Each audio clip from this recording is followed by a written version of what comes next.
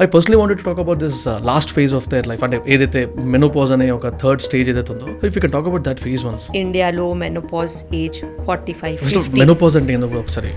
So there is no eggs, no periods, no chances of pregnancy and no chances of further any reproductive potential. ఇంకా periods ఆగిపోయాయి, ఒక సంవత్సరం అయ్యింది అంటే అది మెనోపాజ్. మెనోపాజ్లో సివియర్గా low estrogen and hormonal imbalances. Best of talks full పాడ్కాస్ట్లో నుంచి బెస్ట్ పార్ట్స్ అన్నీ ఇక్కడ అవైలబుల్ ఉంటాయి. Do watch it. జనరల్గా అంటే ఉమెన్స్ లైఫ్ కనుక ఇన్కేస్ బ్రాడర్ వేలో చూస్తే ఒక 3 మెయిన్ ఫేజెస్ ఉంటాయి కదా. ఫస్ట్ థింగ్ ఇస్ అంటే పుట్టడమే లక్ష్మి అంటారు, అది పక్కకు పెట్టేస్తే ప్యూబర్టీ అంటే పెద్ద మనిషి అంటారు కదా వాడుక భాషలో. I'm sorry to use this word. కానీ సో ఆ ప్యూబర్టీ హిట్ అయిన రోజు అంటే బ్లీడింగ్ స్టార్ట్ అయిన రోజు ఇమీడియట్గా అదే ఈవినింగ్ ఇంటికి వచ్చిన తర్వాత ఇట్స్ లైక్ ఆ ఒక్క పూటలోనే తమ్ముడు దగ్గర నుంచి, నాన్న దగ్గర నుంచి, తాత దగ్గర నుంచి దూరం పెట్టేస్తారు. ఫస్ట్ ఆఫ్ ఆల్ మగవాళ్ళ దగ్గర ఉండకూడదు. Because where they are not even prepared. ఇట్లా ఒకటి అవుతుంది చాలాసార్లు చిన్నపిల్లలకి అవుతుంది కదా. So they are not even prepared. ఆ ఫేజ్లో నుంచి మెల్లిగా అంటే పెళ్ళైన తర్వాత అలాంటిది ఒక ఫేజ్ ఎప్పటికీ మర్చిపోయిన ఫేజ్ అది. ఒకటేసారి అన్నీ మెంటలీ ఎమోషనలీ అన్నిట్లో హిట్ అయిపోతుంది. తర్వాత ప్రెగ్నెంట్ అయిన తర్వాత ఆ ఫేజ్ ఎట్లయితే pre pregnancy, post partum depressions అని ఇట్లాంటి ఈ ఫేజ్లన్నీ చూసిన తర్వాత ఇంకొక బిగ్ ఫేజెస్ నేను రీసెంట్గా తెలుసుకున్నా, menopause.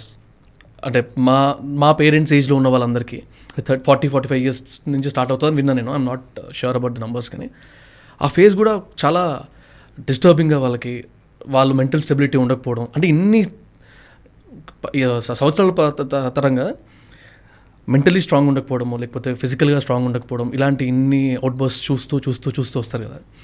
I personally wanted to talk about this last phase of their life. అంటే ఏదైతే మెనోపాజ్ అనే ఒక థర్డ్ స్టేజ్ ఏదైతే ఉందో, చాలామంది ఫ్రెండ్స్ పేరెంట్స్ని కూడా చూసాను.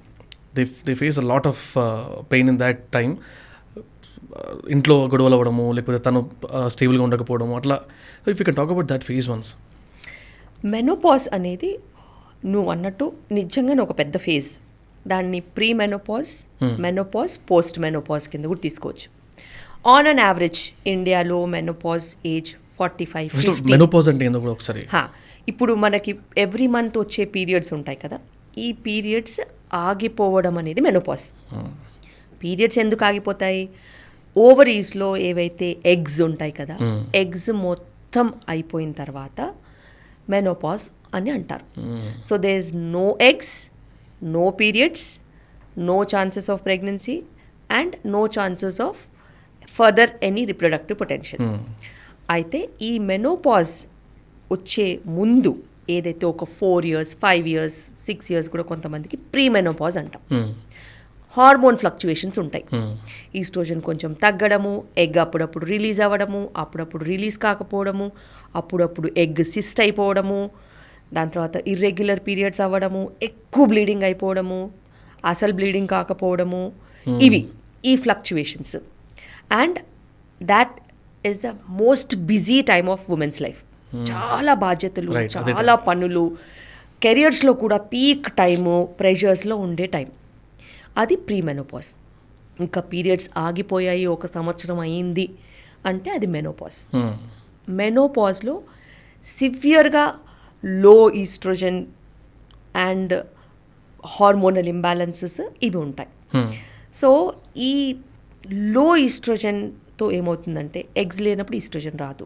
సో ఆ లో ఈస్ట్రోజన్తో ఏమవుతుందంటే వాళ్ళకి ఈ హాట్ ఫ్లషెస్ అంటారు.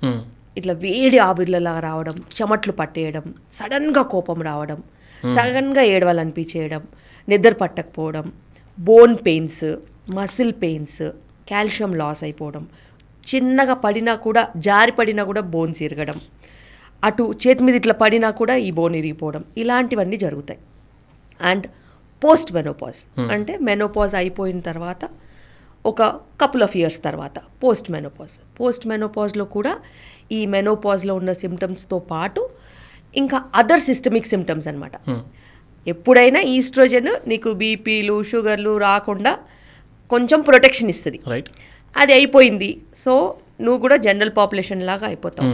లైక్ మెన్, నీకు బీపీ వచ్చే ఛాన్స్ వస్తుంది, ఒబేసిటీ వచ్చే ఛాన్స్ వస్తుంది, మళ్ళీ షుగర్ వచ్చే ఛాన్స్ వస్తుంది, కొలెస్ట్రాల్స్ ఇంక్రీజ్ అవుతాయి, ఇక్కడ ఫ్యాట్ పుట్ ఆన్ అయ్యే ఛాన్సెస్ ఉంటాయి, స్లీప్ డిస్టర్బెన్సెస్ ఉంటాయి, సెక్షువల్ యాక్టివిటీ మీద ఇంట్రెస్ట్ తగ్గుతుంది, డ్రైనెస్ ఉంటుంది, యూరిన్ ఇన్ఫెక్షన్స్, వెజనల్ ఇన్ఫెక్షన్స్, ఇలా రకరకాల సమస్యలు.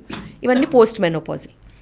ఈ పోస్ట్ మెనోపాజల్ సమస్యలతో బాధపడుతున్న వాళ్ళకి మళ్ళీ ఇదే కాల్షియం మెటబాలిజం దెబ్బతినడం, విటమిన్ డి లో ఉంటే అసలు కాల్షియం బాగా పడిపోవడము, ఫ్రాక్చర్ టెండెన్సీస్ రావడము, మల్టిపుల్ మెడికేషన్స్ మీదకి వెళ్ళడము, డిప్రెషన్, స్లీప్ ప్రాబ్లమ్స్, ఇవన్నీ కూడా ఉంటాయి. అయితే ఇది నిజంగానే ఒక ఫ్యామిలీలో అలజడి సృష్టించే టైం.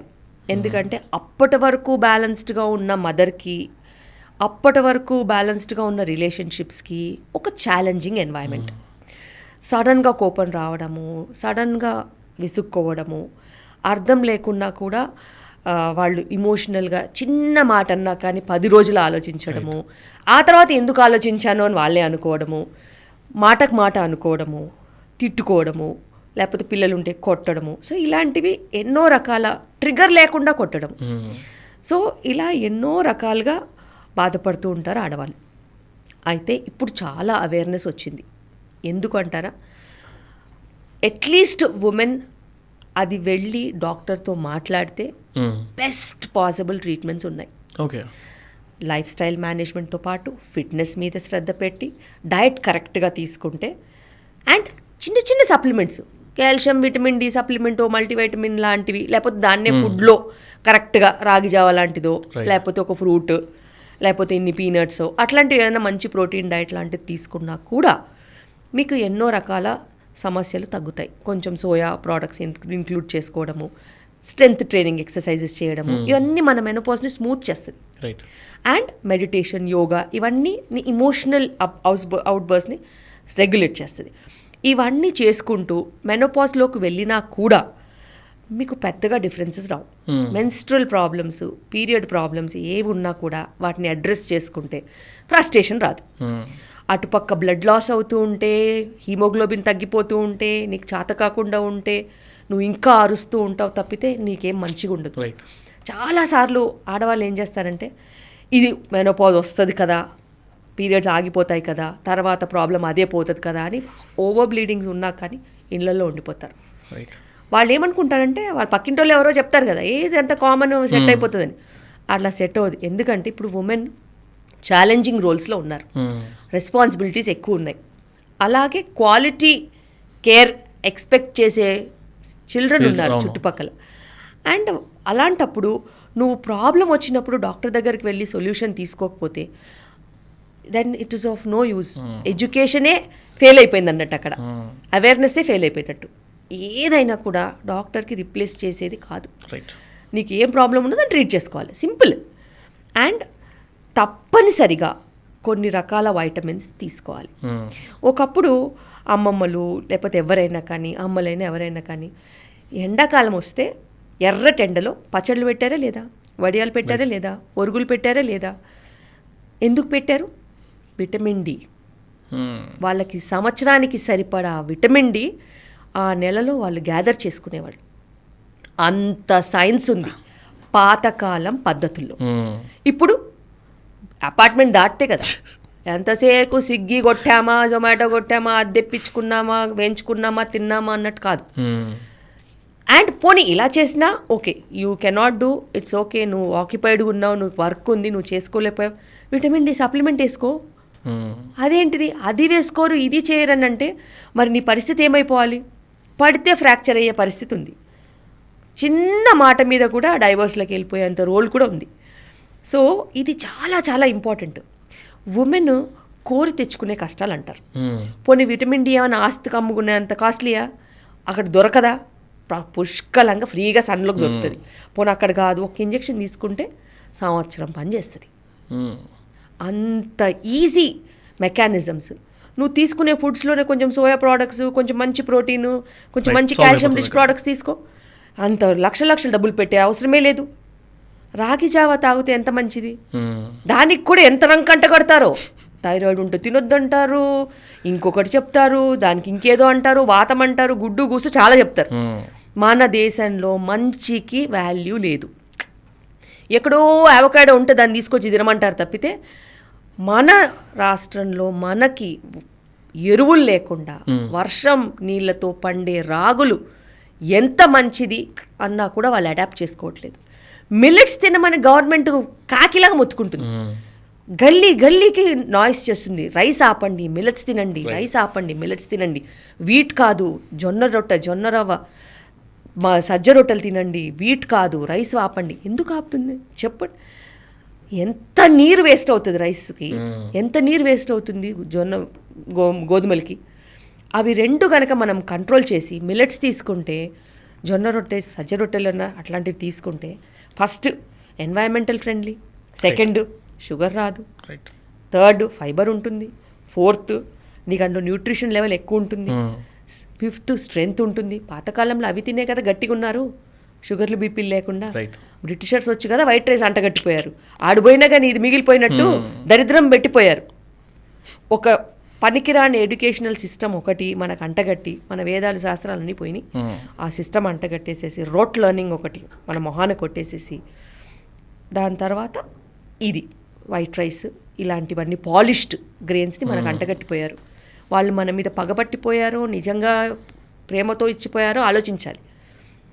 సో మనం పిల్లలకి రేపు తాగడానికి మంచినీళ్ళు ఉండాలన్నా కూడా మనం ఇప్పుడు ఇవి ఆపాలి. అది రియలైజ్ చేసే గవర్నమెంట్ ఆఫ్ ఇండియా అంత ప్రమోట్ చేస్తుంది. అండ్ అవి మెనోపాజ్లో కూడా మంచిది, నిజంగానే మంచిది, మంచి ఫైబర్ ఉన్నది, కాంప్లెక్స్ కార్బోహైడ్రేట్స్, ఒబేసిటీ రాకుండా చూసుకుంటుంది, అన్వాంటెడ్ వెయిట్ గెయిన్ ఉండదు. యాక్చువల్గా మెనోపాజ్లో వెయిట్ గెయిన్ ఉండాలి. ఓకే, ఒక 3-4 kgs వెయిట్ గెయిన్తో మనకు వచ్చే ఫ్యాట్ టిష్యూ ఉంటుంది కదా, దాంట్లో నుంచి ఈస్ట్రోజన్ వస్తుంది. ఆ హాట్ ఫ్లషెస్ ఆ ప్రాసెస్ని స్మూత్ చేయడానికి ప్రకృతి ఇచ్చిన వరం. Thanks for watching the clip. Full podcast చూద్దాం అనుకుంటే వాచ్ ఇట్ హియర్.